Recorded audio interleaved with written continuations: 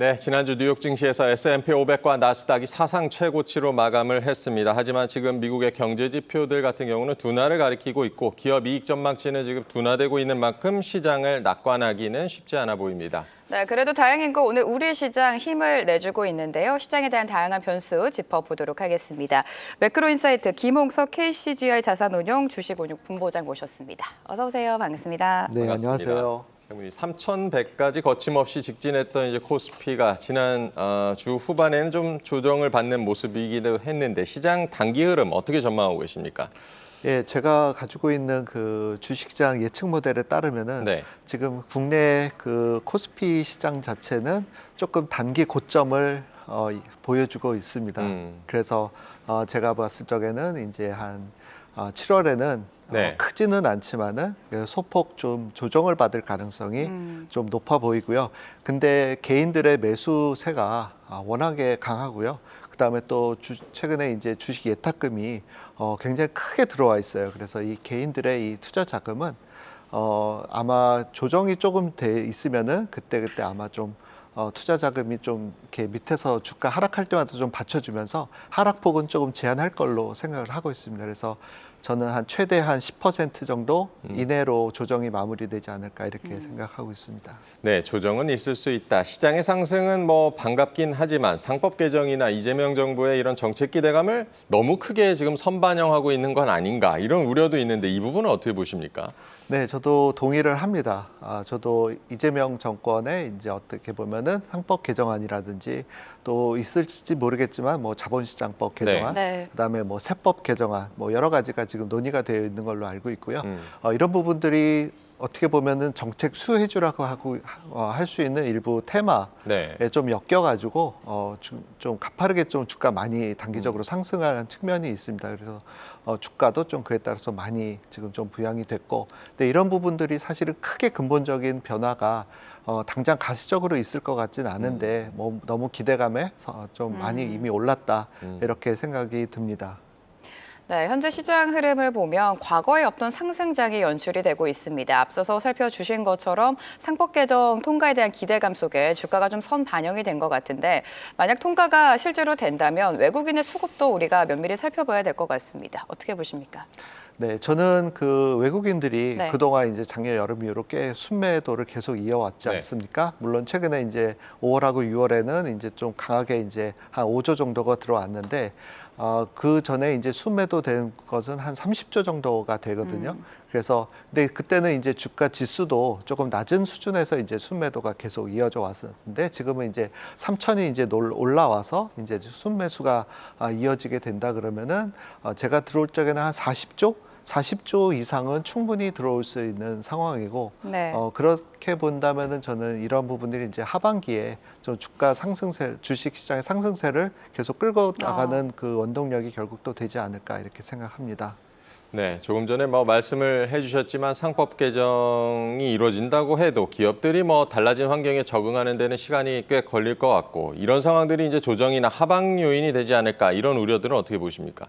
네, 저도 동의를 합니다. 그래서 7월에는 아무래도 이런 정책 기대감 때문에 네. 증시가 이제 단기적으로 이제 많이 올랐지 않습니까? 특히 일부 이제 뭐 금융 지주 회사라든지 아니면은 뭐 지주 회사들, 그다음에 뭐 일부 이제 뭐 테마주라고 생각할 수 있는 그런 것들이 이제 많이 올랐는데 이런 것들이 이제 좀 7월에는 좀 조정을 받으면서 지수도 좀 소폭 조정받을 수 있을 것 같고요. 근데 이런 뭐 투자자분들께서 이제 판단하시기에 펀더멘털 같은 경우에도 굉장히 좋고 그다음에 네. 밸류에이션도 이렇게 뭐 테마랑 상관없이 그런 관계 없는 종목이어서 뭐 밸류에이션도 그렇게 비싸지 않은 상황에서 주가가 증시 조정기에 이제 일부 좀 과하게 빠진다 싶으면은 오히려 좋은 기업을 싸게 살 수 있는 그런 네. 투자 기회로 삼으시면은 하반기 대세 상승기가 다시 이어가면서 좋은 투자 성과를 볼 수 있지 않을까 이렇게 생각을 합니다.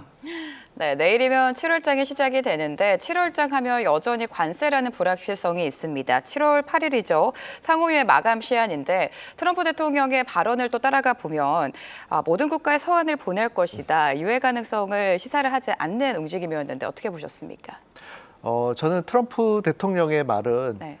실제로 그 결과를 보는 게 의미가 있지 사전적으로 트럼프 대통령이 하는 네. 얘기를 그거를 그대로 그냥 문자 그대로 해석을 해서 일희일비하는 거는 네. 아무 의미가 없다고 생각을 합니다. 그러니까 이 일방적으로 관세를 보낸다고 한들 그렇게 되면은 어차피 또 받아들이는 입장에서는 그냥 그대로 그거를 뭐 받아들일 수 있느냐. 그건 어차피 또 그거는 또 추가적인 또 그 합의 과정을 또 거쳐야 되지 않을까 또 이렇게 생각을 하기 때문에 결국은 상호 합의를 하는데 그것을 뭐 유예 기간을 뭐 연장을 해서 하느냐 아니면 유예 기간 없이 그냥 일방적으로 통보를 했다가 다시 또 협상을 가지고 최종 확정을 하느냐 저는 그거는 그냥 말장난에 지나지 않지 않나 이렇게 네. 생각을 하고 있고요. 그것보다는 실질적으로 이제 미국이 원하는 것이 무엇이냐 정말로 이렇게 무역 수지 적자를 정말 드라마틱하게 무역 수지 적자를 줄이는 것이 정말 궁극적인 목적이냐 아니면 다른 데 의도가 있느냐 저는 네. 그 부분을 오히려 더 파고 들어가는 게 더 의미가 있다고 저는 생각을 합니다. 트럼프 대통령의 말을 미리 겁먹지 말자라고도 조언을 해주셨고요. 최근에 증권사들 앞다퉈서 지금 코스피 상단을 좀 상향을 하고 있는데 상무님께서는 연말 코스피 상단 어느 정도까지 지금 보고 계십니까?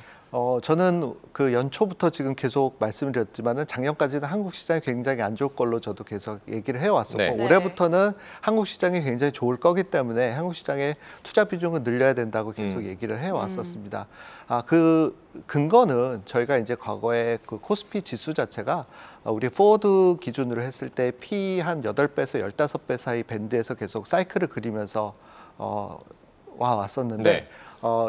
올해 한 3월에 한 2,400 정도가 바닥이 될 때가 그때가 사실은 8배 정도 수준이었었거든요. 그래서 이게 대세 상승 국면으로 이제 간다고 보고 있고요. 그러면 분명히 15배까지는 갈 걸로 생각을 하고 있습니다. 그렇게 따지면은 지수 기준으로 하면은 거의 5천 가까이 되는 지수가 나오긴 하거든요. 근데 네. 그거는 뭐 당장은 아니고 좀 시간은 좀 걸릴 거라고 생각이 들고 있고요. 근데 지금 보면은 한 11배까지는 이미 올라왔습니다. 지수 한 3,100 수준으로요. 그러면 그게 과거 그 한국 코스피 시장의 거의 한 평균 정도 수준이거든요. 그러니까 우리가 3월에 4월에 우리가 봤을 때처럼 뭐 한국이 엄청나게 싸다 이 정도까지는 아니고 네. 지금은 이제 적정한 수준까지는 왔다 이 정도로 보여지는데 근데 물론 이렇게 대세 상승 국면에서는 네. 항상 주가는 오버슈팅하는 그런 성향을 또 보이거든요. 그래서 네. 올해 저는 연말까지는 이런 외국인들이 다시 돌아올 수 있는 그런 게 되고 새 정부에 대한 어떤 정책 기대감 이런 것들도 계속 유효하기 때문에 저는 퍼 기준으로는 한 13배까지 가서 그러면 지수로 따지면은 한 4,800까지는 저는 갈 수 있지 않을까 이렇게 네. 조심스럽게 보고 있습니다. 외국인 수급이 돌아오면서 하반기 시장 전망을 좀 긍정적으로 해주시는 것 같습니다. 최근에 지수 상승을 견인한 거 뭐 굵직굵직한 대형주죠. 하이닉스나 삼성전자가 또 선점에 나서줬는데 오늘도 하이닉스 많이 오르고 있습니다. 29만 원 선을 넘어서고 있는 상황 속에서 다음 주죠. 삼성전자의 잠정 실적 발표까지 앞두고 있는데 반도체 전망 어떻게 하십니까?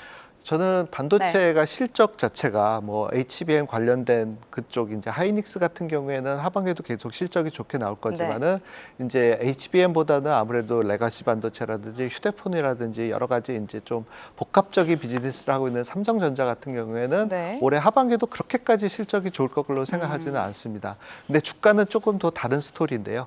왜냐하면은 주가라는 거는 보통 이제 그 내년에 어떻게 보면 실적이 좋아질 부분이 기대가 되면은 그 부분을 선반영을 하는 경향이 있거든요. 그래서 저는 이제 내년에는 레거시 반도체도 조금 턴어라운드 할 것으로 저는 예상을 하고 있습니다. 그래서 그런 것들을 감안했을 적에 하반기에는 저는 오히려 삼성전자가 이런 부분들을 6개월 이상 좀 선반영을 해서 본격적으로 주가가 더 오르는 거는 삼성전자가 될 수도 있겠다. 저는 이렇게 생각을 하고 있습니다. 네, 뉴욕 증시에서는 뭐 나스닥과 S&P 500이 지난주 마지막 거래일에 이제 사상 최고치로 마감을 했는데요. 이런 기술주들 최근에 이제 기술주들이 조금 이제 선전을 하면서 뉴욕 증시 앞으로 뭐 더 오를 수 있을지 이 부분도 좀 궁금해지는데 미증시 흐름은 어떻게 전망하십니까?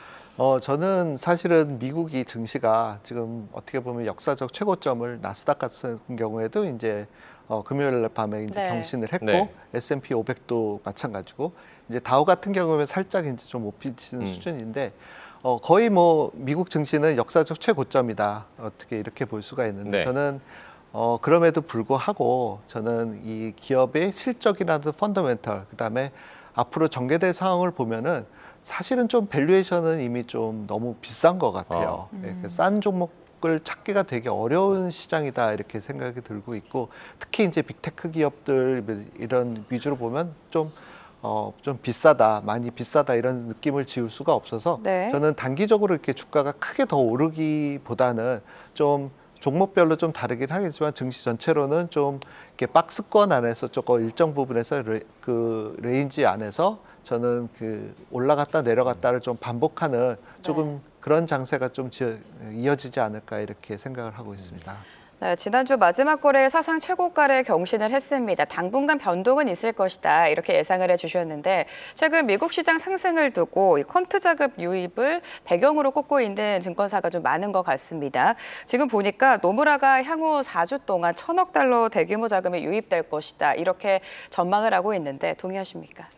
저는 동의하지 않고요. 네. 기본적으로 퀀트라는 것 자체가 약간 증시가 오르게 되면은 네. 그 빅스도 당연히 떨어지고 그런 거를 이제 같이 반영을 해서 움직이는데, 어차피 또 7월에 들어가서 증시 또 분위기가 바뀌어서 또 떨어지게 되면은 그럼 또 퀀트에서는 또 셀 시그널 또 매도를 또 하게 되거든요. 네. 그러면은 그때는 또 다시 아마 그 퀀트 자금에서 뭐 매도 물량이 또 쏟아지고 있다, 또 이렇게 또 해석을 할 겁니다. 그러니까 그거는 어떻게 보면 다 지나간 얘기를 결국은 해석하는 성향이 더 강하기 때문에 미래를 그렇게 예측해 주는 거에는 별로 그렇게 효용성이 높지 않다, 저는 그렇게 생각을 합니다.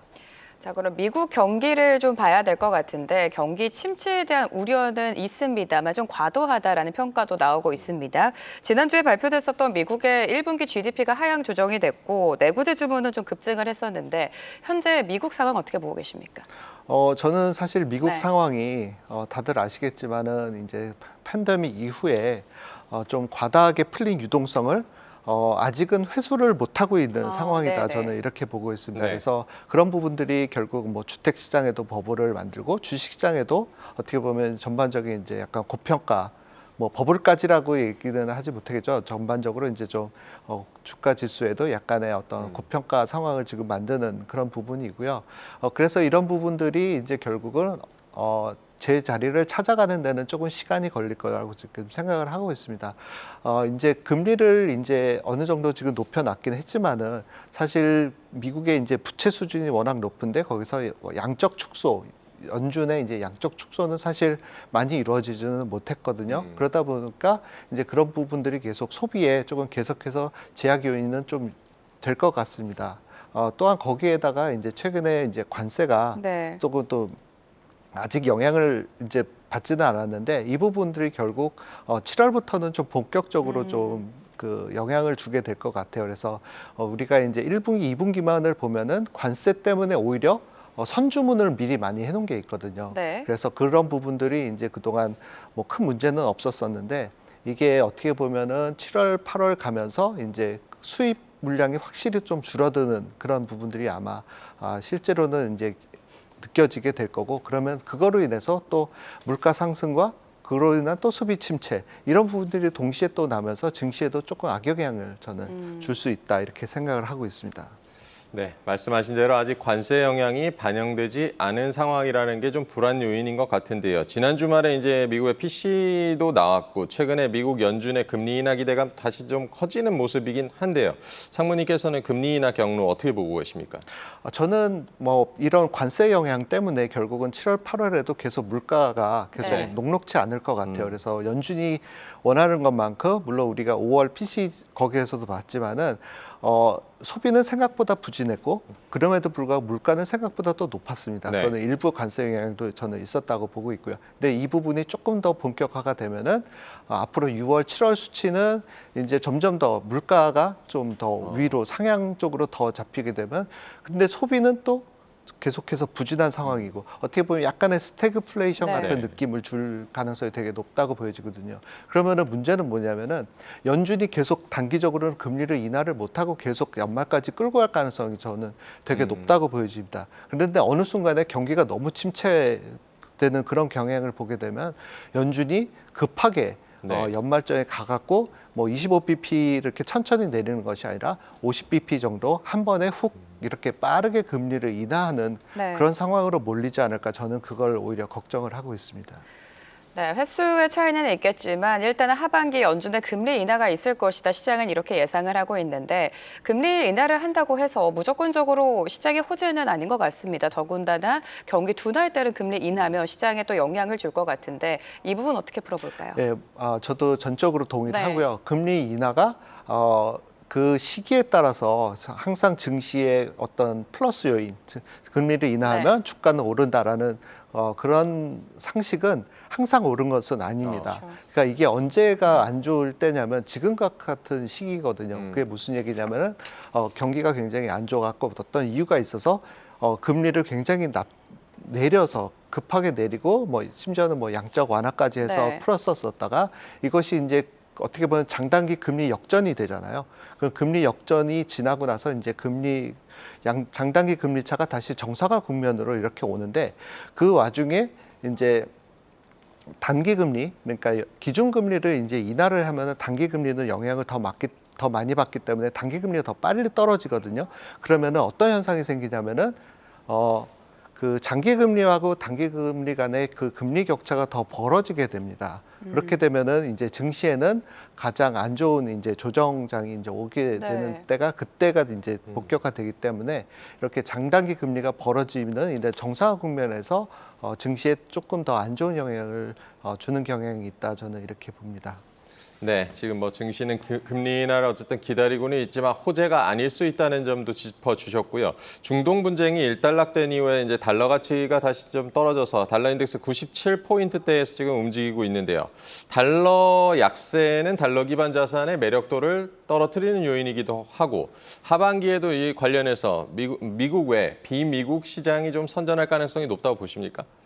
예, 저는 그렇게 보고 있습니다. 뭐 사실은 저는 이제 환율을 예측을 하지는 않는데 네. 만약에 지금처럼 이제 좀 약달러 추세가 네. 조금 지속이 된다라고 이제 가정을 해서 말씀을 드리면은 그동안 이제 미국 증시에 이제 좀 많이 이제 글로벌 자금이 이제 많이 투자가 돼 왔었었는데 네. 증시가 이제 크게 오르지 못하고 증시가 이제 횡보하는 국면이 이어지고 그 상황에서 이제 환율이 이제 약달러가 이제 진행이 되면은 해외 투자자 입장에서는 사실은 수익률이 마이너스로 진입하는 구간이 되는 거거든요.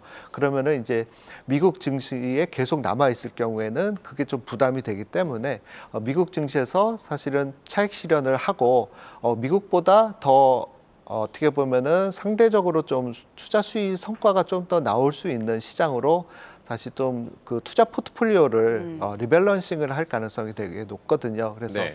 저는 그렇게 본다면은 미국을 제외한 기타 증시가 조금 더 상대적으로 좋은 성과를 계속 보지 네. 않을까 이렇게 생각을 합니다. 네, 우리 시장으로 돌아와서 투자자 입장에서 가장 궁금한 건 결국에 현 시점에서 어떤 섹터, 어떤 종목을 담는지일 텐데 최근에 뭐 가장 뜨거웠던 섹터가 조선과 방산 원전 아니겠습니까? 조선과 방산 같은 경우에는 조정이 나올 때마다 계속해서 매수 물량이 들어오고 있는데 이 섹터의 전망 어떻게 하고 계십니까? 저는 방금 말씀하신 산업재 섹터가 여전히 좋다고 보기는 하는데 사실은 저도 그 순서대로 좋아하고 있습니다. 조선, 그다음에 이제 방산, 그다음에 원전. 네. 그렇게 근데 이제 방산하고 원전 그러다 보니까 이제 약간 좀 밸류에이션이 부담이 조금 생겼어요. 그러다 보니까 조선이 가장 좋고 이제 방산 원전은 이제 과거처럼 그렇게 높은 주가 상승을 조금 기대하기보다는 어떤 다른 쪽 섹터가 저는 조금 더 매력적인 로 보이는 섹터들이 지금 더 많이 생긴 그런 상황입니다. 조선은 그래도 괜찮다. 더 매력적인 섹터가 좀 궁금해지는데 기존 주도주 외에 상무님께서 긍정적으로 좀 하반기에 보고 계신 섹터들 어디가 있습니까? 저는 일단은 이제 반도체를 포함하고 있는 이제 IT 섹터, 그다음에 K컬처라고 우리가 보통 얘기하잖아요. 전 세계적으로 지금 열풍이 불고 있는데 그 K컬처로 할 수 있는 이제 소비재 섹터를 저는 이제 가장 하반기에 주가 상승 여력이 높다 이렇게 생각하고 있습니다. 네, 반대로 조금 유의해야 한다거나 가지고 계시면 좀 일정 부분 차익 실현이 좀 필요하다라고 보시는 섹터들도 좀 궁금한데요. 그거는 이제 최근에 주가가 그래도 조금 반등을 성공한 2차 전지 관련주, 전기차 관련주가 저는 좀 이제 조금 차익 실현을 하고 네. 빠져나와야 되는 거라고 생각하고요. 아까 얘기했던 이재명 정부의 이제 정책 관련 수혜 테마주들 그런 종목들을 저는 좀 피해야 되고 저도 이제 최근에 이제 많이 올랐던 지주 회사들 이런 것들도 지금 조금 조심해야 되는 좀 그런 구간이 왔다 이렇게 생각하고 있습니다. 네, 정책에 대한 기대감 속에 스테이블 코인 관련주가 최근에 급등이 나왔다가 오늘 또 크게 밀리고 있고요. 지주사랑 증권주도 좀 쉬어가는 양상인데 유의해서 지켜봐야 된다라고 말씀해 주셨습니다. 자, 내일이면 7월장입니다. 하반기 전략 세워주실까요? 네. 7월에는 일단 제가 봤을 적에는 증시가 네. 소폭 조정을 받을 수도 있고 조금 뭐 쉬어갈 수 있는 그런 달이라고 생각을 합니다. 그런데도 불구하고 예를 들어서 좋은 기업들은 계속해서 하반기에 주가가 크게 상승할 가능성이 높기 때문에 펀더멘털이 좋은데 이유 없이 주가가 좀 많이 떨어진다 싶으면은 7월 달에는 굉장히 좀 매수로 대응하시면 좋을 것 같고요. 또 7월에 조정장이 올 수도 있다고 생각해서 100% 무조건 떨어진다고 생각하셔서 지금 뭐 한국 주식 비중을 아예 빵으로 완전히 네. 비워놓고 빠지면 다시 사겠다 이런 전략은 저는 별로 그렇게 바람직하지는 않다 이렇게 보고 있습니다. 네, 이제 곧 뭐 실적 시즌이기도 해서 요거 한 가지만 더 여쭤보겠는데 실적 시즌 대응은 어떻게 해야겠습니까? 사실 실적 시즌은 어떻게 보면은 분기 실적이 사실은 그렇게 크게 중요하지는 않습니다. 왜냐하면 이 분기 실적보다는 사실 분기가 이 트렌드를 보는 게 저는 네. 되게 중요하다고 생각을 하거든요. 네. 그래서 어떻게 보면은 1분기, 2분기, 그다음에 작년 4분기부터 시작해갖고 성과가 지속적으로 이제 좋게 계속 유지가 되는 기업들은 계속 좋다고 이렇게 생각하시면 될 것 같고, 다만 이제 연말로 갔을 때 이제 시그널 뭐라 그러지 그 시즈널리티라는 게 또 있는 섹터들이 있거든요. 네. 그런 경우에는 이제 단기적으로 이제 실적이 좀 잘 나왔을 때 그런 부분들은 약간 좀 차익 실현을 하면서 조금 좀 대응하는 것도 괜찮다 이렇게 보고 있습니다. 그래서 이 기업별로 조금 다르게 보셔야 되는데 이게 좀 분기 실적이 그 시즈널리티가 있는 기업이냐 아니면은 그렇지 않은 기업이냐에 따라서 나눠야 되고 이게 시클리컬이냐 아니냐에 따라서 네. 또 나눠서 이렇게 좀 대응을 해야 된다 이렇게 저는 보고 있습니다. 네, 7월 시장 어쨌든 뭐 전체적으로 시장 지수가 조정을 받을 가능성도 좀 염두에 둬야 된다라고도 조언을 해주셨습니다. 오늘 김홍석 KCGI 자산운용 주식운용본부장과 함께했습니다. 고맙습니다. 고맙습니다. 감사합니다. 계속해서 다양한 경제 이슈를 알고 싶다면 구독과 좋아요, 알림 설정 부탁드립니다. AI 캐스터 권미정이었습니다.